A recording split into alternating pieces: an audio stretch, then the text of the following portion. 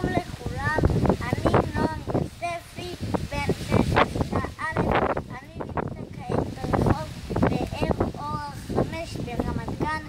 סבא שלי זה משה יוספי מקבוצת יחד, והוא בנה את הבניין הזה, שקיים כבר כמה שנים לפחות. בעבר הבניין הזה היה ג'יפה ישן ומתפרק ולא בטיחותי למגורים, כמו הבניין הזה שאתם רואים ליד, שסבא שלי יישם בו את תוכנית תמ"א 38. הוא נראה ככה מדהים, לא?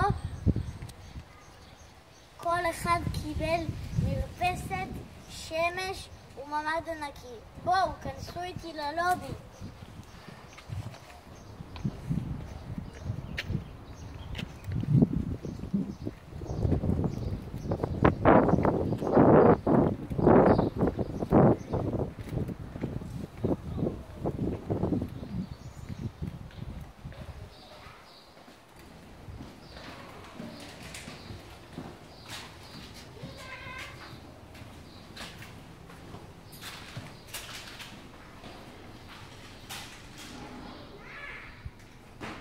הלובי הוא יפה ומודרני, מעלית חדשה, הכל חדש ויפה.